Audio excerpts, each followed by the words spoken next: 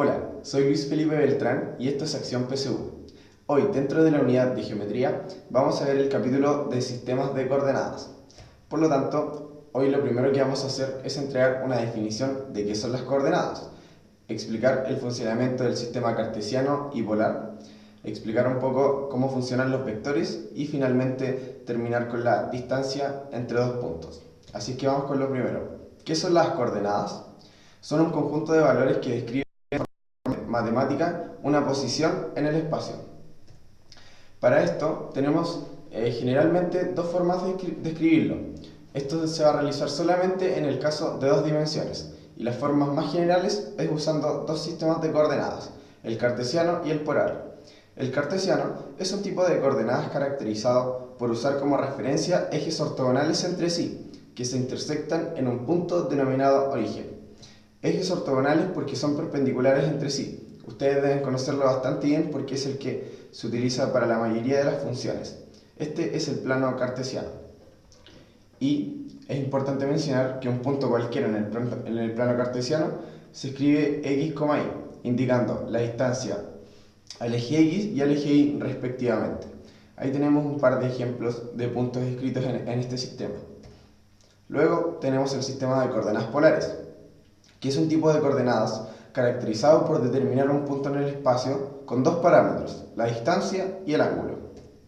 Ahí tenemos un poco que es bien parecido a una tela de araña, por así decirlo, y un punto ya no va a ser x, y, sino que se va a escribir como r, θ, donde r va a indicar esta distancia o el módulo de este vector y θ el ángulo de inclinación formado con respecto al eje horizontal.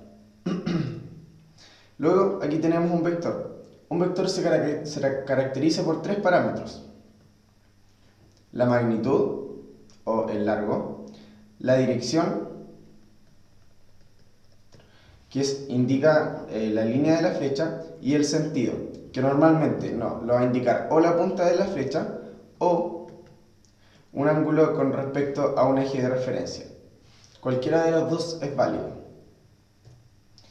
Ahora, un vector escrito en coordenadas cartesianas siempre estará anclado en el origen y su flecha o su punta estará en el punto final. En este caso, aquí está escrito en coordenadas cartesianas el vector 4,2. Luego, un vector en coordenadas polares está ahí. Nuevamente, como antes les dije, un punto cualquiera en coordenadas polares se escribe r, θ. En este caso, supongamos que el ángulo rojo es 20 grados, el ángulo verde es 130 grados y el ángulo amarillo son 200 grados.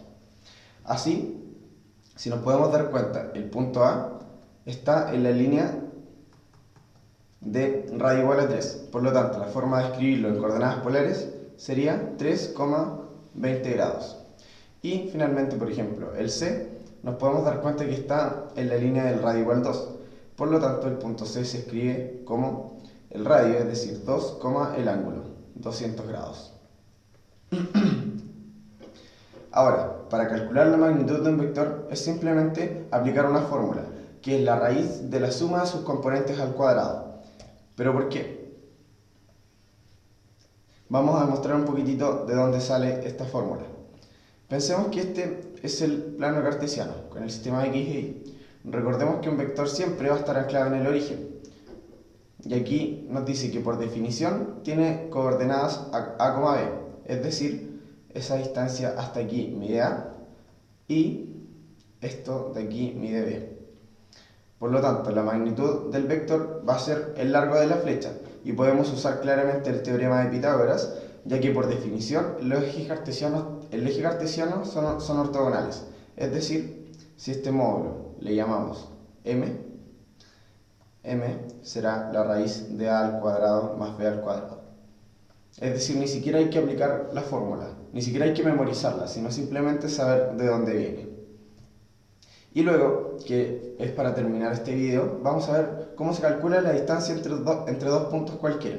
Supongamos que el punto P tiene coordenadas x1, y1, obviamente en el plano cartesiano, y el punto Q, x2, y 2. Así, la distancia entre los dos va a ser la suma del cuadrado de la diferencia de las componentes. Y nuevamente, una fórmula un poco complicada de memorizar, pero vamos a explicar de dónde viene. Nuevamente, tenemos el plano cartesiano, los ejes X e Y, y tenemos dos puntos cualquiera. Supongamos que este es el punto P y este es el punto Q. La coordenada de P es x1, y1, y la de Q es x2, y2. La distancia entre dos puntos siempre va a ser la línea recta que los une.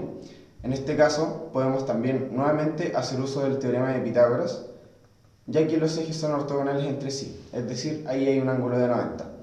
Pero ahora, ¿cuánto mide este cateto? Va a medir la diferencia entre las coordenadas, es decir, x2 menos x1.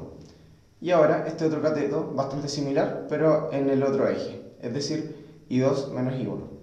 Aquí queda claramente explícito que la distancia PQ es simplemente la raíz de las diferencias del cuadrado de las diferencias de sus componentes, es decir, x2 menos x1 al cuadrado, voy a seguir aquí abajo, más y2 menos y1 al cuadrado. Tal cual era la fórmula que les habíamos mostrado en un comienzo. Ese ha sido el video de materia del capítulo de sistemas de coordenadas enmarcado en la unidad de geometría. Nos vemos en la próxima oportunidad.